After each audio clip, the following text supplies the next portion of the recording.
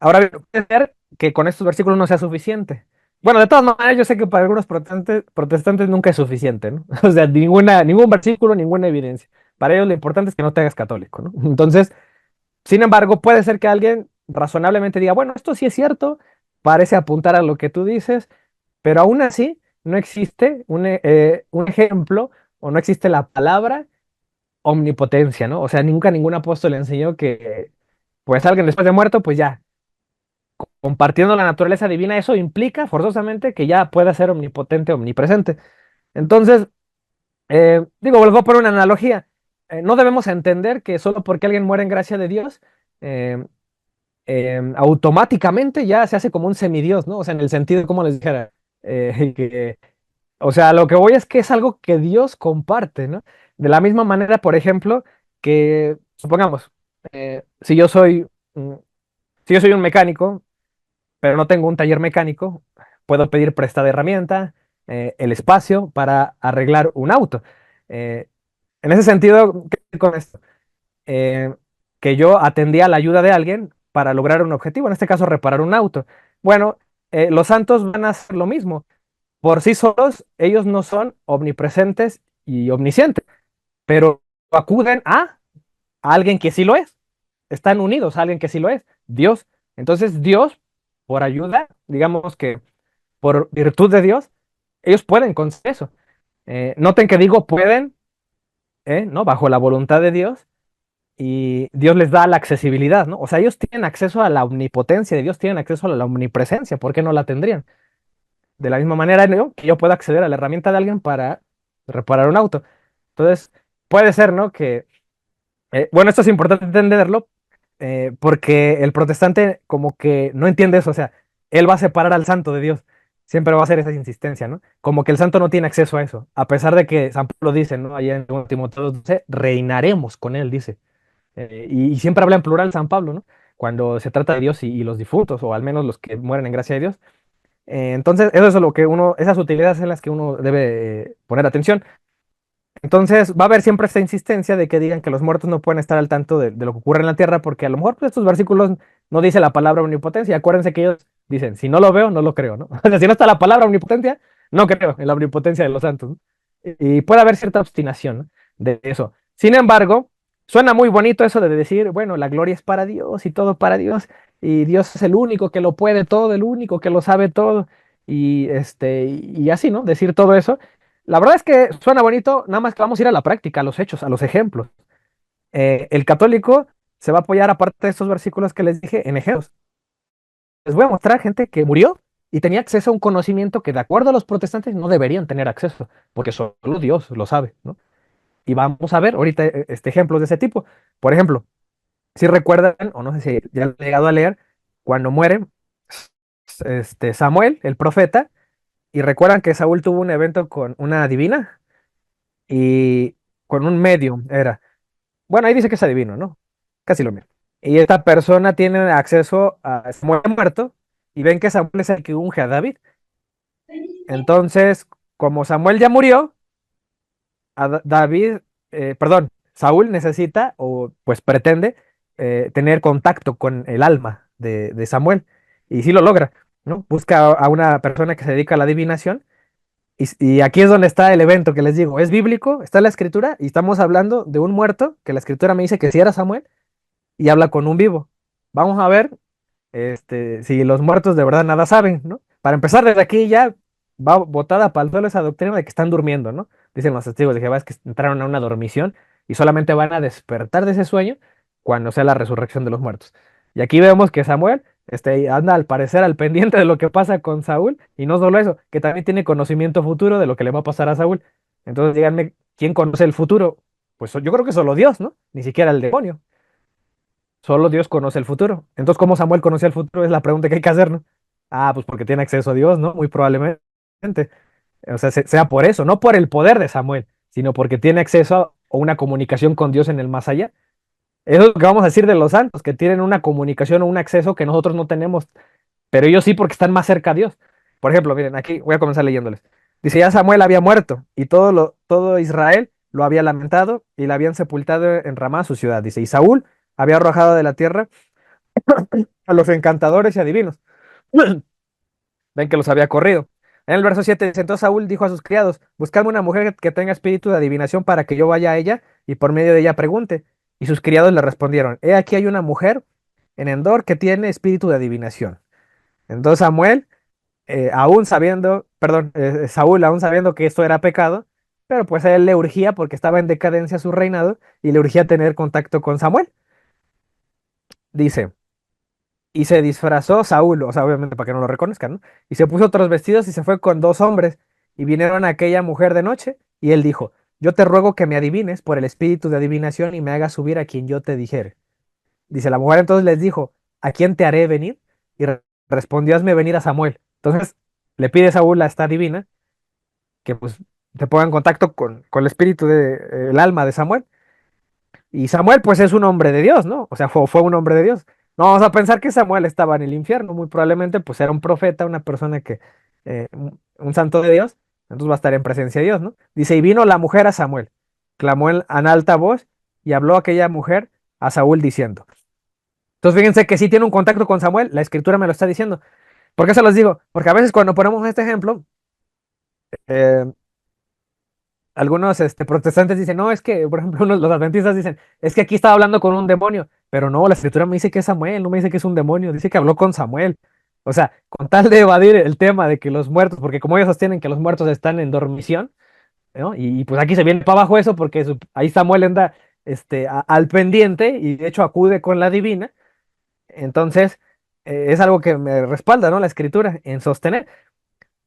Y contesta esto, ¿no? ¿Por qué me has engañado? Dice, pues tú eres Saúl. Y el rey le dijo, no temas. ¿Qué has visto? Y la mujer respondió a Saúl, dice, he visto dioses que suben de la tierra. Él le dijo, ¿cuál es su forma? Y ella respondió, un hombre anciano viene cubierto de un manto. Entonces ya aquí pasa, ¿no? Que Saúl reconoce que ese debe ser Samuel. Dice, Saúl entonces entendió que era Samuel y humillado el rostro a tierra hizo gran reverencia. Otras Biblias dicen, ¿no? Que se postró en tierra. Entonces, aquí que un protestante me diga por qué Saúl se pone de rodillas frente a lo que es un muerto, ¿no? Porque según ellos, nunca te debes poner de rodillas a alguien que ya murió, ¿no? Porque eso es idolatría. Bueno, pues aquí Samuel está muerto y reconoce que es Samuel y qué es lo primero que hace Saúl, ¿no? Hace una reverencia, es decir, le tiene un respeto, una honra, un homenaje. Y no es Dios, ¿eh? Samuel no es Dios, es un hombre, o al menos es el alma de un hombre. Y Samuel dijo a Saúl, ¿por qué me has inquietado a hacerme venir? Ah, entonces si es Saúl, la escritura me está diciendo que, perdón, que si es Samuel, que si es el profeta. Dice, y Saúl respondió, estoy muy angustiado, pues los filisteos pelean contra mí y Dios se ha apartado de mí y no me responde más, ni por medio de profetas ni por sueño. Por esto te he llamado, para que me declares lo que tengo que hacer. Entonces fíjense que con tal, ¿no? De rescatar su reinado, Saúl, pues acude a consultar a los difuntos, ¿no? De esa manera. Entonces, de esta manera en la que lo está haciendo sí es un pecado, porque está queriendo remediar su situación en el sentido, está accediendo, ¿no? O sea, en lugar de acudir a Dios, accede a Samuel y está tratando de que Samuel le dé información, pues preternatural, ¿no? Cosa que hacen los espiritistas, para conocer lo que debe hacer y su futuro, ¿no? Entonces dice Samuel, dijo, ¿y para qué me preguntas a mí? Dice, si Jehová se ha apartado de ti y es tu enemigo. Entonces fíjense la situación de Saúl.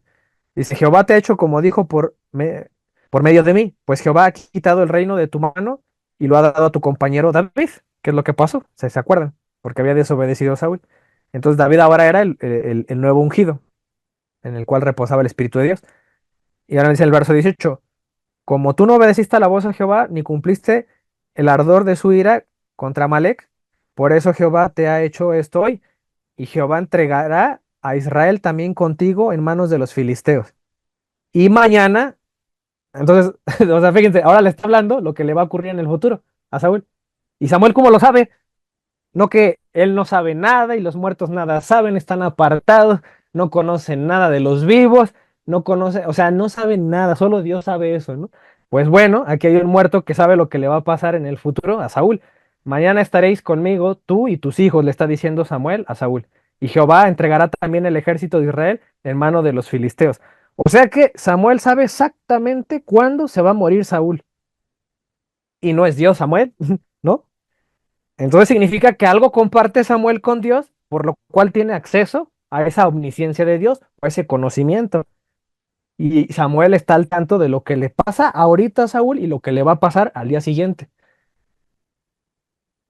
Entonces esa doctrina de que solo Dios, solo Cristo, y bueno, pues aquí la Biblia pues me haría dudar del protestantismo, ¿no? De por qué esos tienen eso de que pues los santos nada saben y no tienen ese acceso. Entonces dice, así murió Saúl. Bueno, esto ya lo narra el libro de las crónicas, que si recuerdan, cuando vimos el tema de los pactos, les dije que las crónicas son muchos eventos que ya se narran en los libros de Reyes. Y, eh, y aquí repite, ¿no? Esa historia dice, así murió Saúl por su rebelión, con que prevaricó contra Jehová, contra la palabra de Jehová, la cual no guardó, y porque consultó una divina. O sea, dense cuenta que aquí esta persona, el escritor sagrado, dice que eso también es un pecado, es una falta en el modo en el cual lo hizo Saúl, y no consultó a Jehová. Ahí se dan cuenta la diferencia. Consultó una divina para resolver su situación, sus problemas, y esto también, la verdad es que también uno tiene que ser honesto, hay católicos que sí desvían la comunión de los santos a eso, a acudir a los santos como si los santos fueran por sí solos, ¿no? Remediadores de cualquier situación y se olvidan de Dios. Entonces, no es malo acudir a los santos siempre y cuando tú sepas y seas consciente cuál es la fuente del poder. O sea, de ese poder es Dios. Y el santo solamente va a ser tu instrumento, tu hermano en la fe que te va a acompañar en tu oración y va a orar también por ti. Nada más. Entonces, Saúl, digamos que se brincó las trancas, ¿no? Del mandato de pues, no consultar a muertos para que Samuel le remedie su situación. Entonces dice, y no consultó a Jehová. Entonces, en ese sentido es, por esta causa, dice, lo mató y traspasó el reino de David, hijo de Isaí. Ahí lo aclara, ¿no? Entonces, el Eclesiástico, que es un libro que los protestantes no tienen, en el capítulo 46, también menciona esta parte, hace un comentario ahí. El escritor dice, aún después de su muerte fue consultado y anunció al rey lo que iba a sucederle. Está hablando de Samuel. Samuel fue consultado. Desde la tumba alzó su voz de profeta. ¿Quién? Samuel. Fíjense que no importa que se haya muerto, siguió alzando su voz de profeta, Samuel. Y les pongo estas evidencias porque para que vean que sí era Samuel, ¿no? Y porque les allá afuera les van a decir, no, no era Samuel, era un demonio, porque los demonios solamente participan con los adivinos y pues no, la escritura me dice que sí era el profeta, porque también esa es una cosa que pueden decir, ¿no? Entonces, viene, viene pues a nosotros esta pregunta, atendiendo este ejemplo del Antiguo Testamento, y vamos a ver ahora en el Nuevo. Es interesante que en el Evangelio de Lucas, Jesús da una enseñanza y habla de la oveja perdida y de la moneda esta, ¿no? Perdida, que cuando se recupera, las pone de ejemplo de que es como cuando un pecador vuelve al rebaño. Dice, al llegar a casa reúne a sus amigos y vecinos diciéndoles, gozaos conmigo porque he encontrado mi oveja que se había perdido.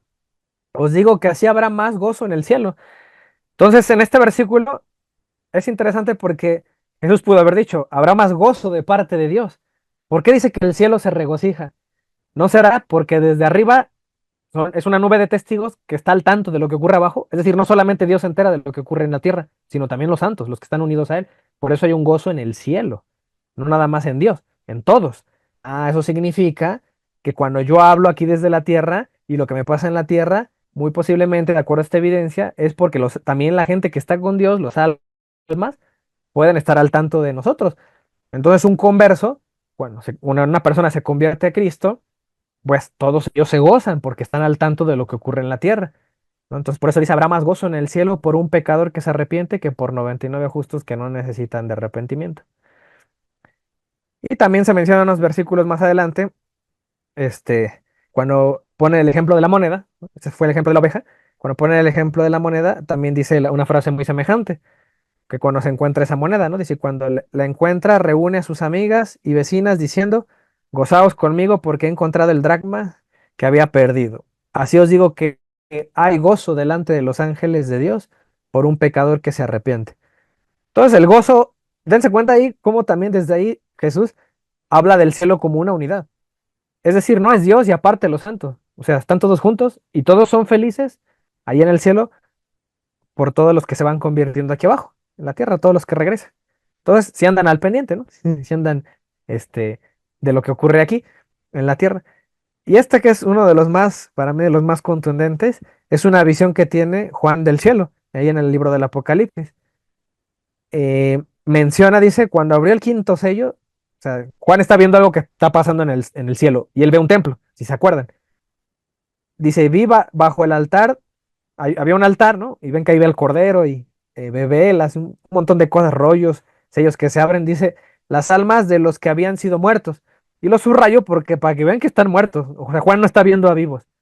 Entonces el protestante dice que los muertos pues no están al tanto de lo que ocurre aquí y no tienen ni acceso ni cómo saber lo que está pasando en la tierra y mucho menos si yo hago oración, pues ellos no la escuchan porque no pueden atender todas las cosas a la vez, al mismo tiempo, ¿no? O sea, el protestante sigue pensando que están limitados en espacio y tiempo ahí arriba.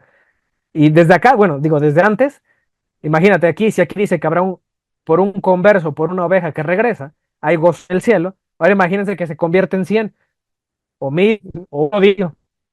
Entonces, de acuerdo a la lógica protestante, o sea, pues como no están, no pueden atender una cosa a la vez porque están limitados, entonces yo creo que se gozan de algunos, pero de otros no se gozan, ¿no? De otros no están contentos, porque como no pueden atender a todos al mismo tiempo, nada más se alegran de algunos y de otros no. O sea, eso sería ilógico, sería ridículo, ¿no? O sea, obviamente Jesús se está refiriendo a que cada converso es alegría en el cielo por todos. O sea, están al tanto de todos los conversos. Entonces acá, miren, volviendo al Apocalipsis, dice, por causa de la palabra de Dios y por el testimonio que tenían. Fíjense cómo aquí está dando Juan enseñanza de que todos los que mueren por la palabra de Dios y dando testimonio de Dios, todos van al cielo. Entonces dice que él vio a las almas de esos muertos. Dice, y clamaban a gran voz. Ah, o sea que no están mudos, ¿no? Porque el protestante, no sé por qué piensa como que están mudos o como que no tienen comunicación con Dios o como que se hicieron egoístas y ya dejaron de orar por los vivos, ¿no? Entonces, aquí dice que sí clamaban a gran voz diciendo, ¿a quién le hablan? ¿Hasta cuándo, Señor? Ah, le hablan a Dios, o sea que sí tienen una comunicación con Dios. Sí le pueden decir cosas a Dios, aunque ya están muertos. Y número uno, aquí estás viendo que no están dormidos, están más vivos que nosotros, pueden hablarle a Dios. Y otra cosa es que están al tanto de lo que ocurre en la tierra. ¿Por qué? Por lo que aquí ellos están clamando. Dice, ¿hasta cuándo, Señor, santo y verdadero, no juzgas? Dice, y vengas nuestra sangre en los que moran en la tierra. O sea, ellos están reclamando justicia a Dios. Ellos, ¿cómo saben que la justicia todavía no ha ocurrido en la tierra? ¿No será porque están al pendiente de lo que pasa en la tierra y como ellos ven que no hay justicia, le reclaman a Dios, ¿hasta cuándo va a venir la justicia? Porque nosotros vemos en la tierra que no hay justicia. Ah, significa que están al tanto de lo que ocurre en la tierra, ¿no? Y en el mismo libro de Apocalipsis van a ver también que esas oraciones suben al cielo como incienso, ¿no? Que es lo que ve Juan. Las oraciones de los santos, según San Pablo, los santos son todos los miembros de la iglesia. Entonces, de todos, vivos y también los que están ahí, porque si ya pueden tener un contacto y aquí se ve evidenciado que pueden hablar con Dios, ¿ustedes creen que estas personas que le están pidiendo esto a Dios justicia por los que mueren en la tierra no se acuerdan de sus familiares y no le piden a Dios por sus familiares? A menos que hayan dejado de amar de repente, ¿no?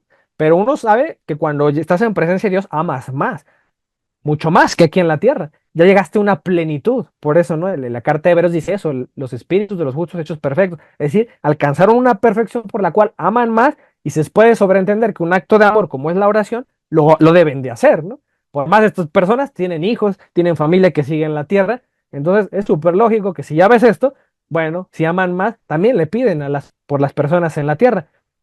Entonces dice, y se les dieron vestiduras blancas y se les dijo que descansen todavía un poco de tiempo hasta que se completara el número de sus consiervos y sus hermanos que también habían de ser muertos como ellos.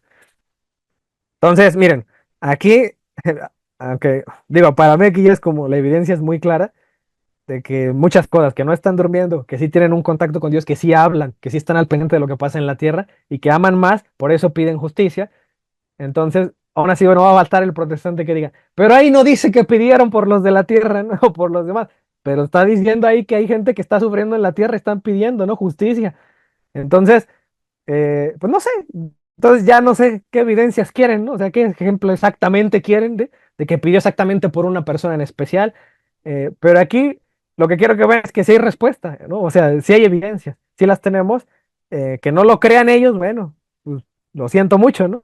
Pero para un católico esto es más que suficiente para creer que sí existe esa doctrina y no hay problema, y Dios no entra en conflicto su mediación de Jesucristo con que un santo pida, ¿no? O haga una oración por la gente, que pues, los demás miembros de la iglesia, ¿no? Ya sea gente del purgatorio o almas aquí en la tierra. Y digo, otra cosa que también evidencia esto es esto, ¿no? Cuando Jesús tiene la transfiguración, es otro ejemplo, que ya, pues para ese entonces, ¿cuánto tiempo había pasado de que Moisés ya había muerto y Elías también? O sea, ya estaban, eh, o sea, Jesús vino hace 2000 años, ¿fueron qué? 1400 o 1500 años antes de Cristo, fue cuando vivió Moisés. 1000 años antes fue cuando vivió David, antes de Cristo, ¿no? Entonces, pues, digo, por ahí, por ese periodo de David, estaba Elías, ¿no? Entonces, o sea, dense cuenta, estamos hablando de un milenio antes, o sea, y los apóstoles ven a Moisés y a Elías, o sea, pues, se entiende con sus almas, ¿no? Y aquí dice, bueno, ahí narra el suceso de la transfiguración, dice, la apariencia de su rostro se hizo otra, y su vestido blanco y resplandeciente, y aquí dos varones que hablaban con él, los cuales eran Moisés y Elías, quienes aparecieron rodeados de gloria, ¿no? O sea que la gloria no es nada más para Dios, también para ellos. Dice, y hablaban de su partida. Ah, entonces no están mudos y hablan, ¿no? O sea, que están muertos, pues, están cerca de Dios, hablan. ¿Hablan con quién? Con Cristo, con Dios. Y hablaban de su partida, que iba a Jesús a cumplir, o sea, en el futuro. ¿Ellos cómo saben eso? O sea, ni los apóstoles creo que sabían eso. Y eso que, o sea, los apóstoles están aquí en la tierra, obviamente están limitados en espacio y tiempo y en conocimiento, dijera San Pablo, ¿no? Son como niños, conocen como niños, saben como niños, pero va a haber un punto en que llegue la plenitud. Bueno, esa plenitud de conocimiento ya la tienen Moisés y Elías, y ahí se ve, porque ellos ya conocen quién es Jesús y qué va a ser en el futuro de la tierra, ¿no? Digo, hablando del tiempo, cómo transcurre en la tierra. De su partida que iba Jesús a cumplir en Jerusalén, entonces significa que están al tanto de lo que pasa en la tierra. Saben Moisés y Elías que Jesús todavía no cumple eso porque están al pendiente de lo que pasa en la tierra. Saben que todavía no lo cumple, pero saben que lo va a hacer, lo va a cumplir, va a ser una redención. Y eso a lo mejor ni siquiera lo sabían Pedro, ni Diego, ni Juan. Seguramente Jesús hablaba mucho con ellos, era con los que más hablaba. Y digo que seguramente no lo sabían, sobre todo por su reacción ante la muerte de Jesús, que ellos se desanimaron, andaban muy tristes, ¿no? Entonces, eh, pues eso puede sobreentender que como que no comprendieron, ¿no? El mensaje, no era pleno su conocimiento, el mensaje de Jesús cuando les digo que iba a resucitar, que vencer. Y para ellos Jesús cuando muere, pues Jesús fue vencido en la cruz hasta que resucita, ¿no? Y se dan cuenta en el error en el que estaban. Bueno, ellos no entendían eso aquí en la tierra, pero ¿quién sí ya lo entendía? Pues Moisés y Elías, que sabían que iba a ser un éxodo o una redención, porque ellos tienen una plenitud en el conocimiento que nosotros no tenemos.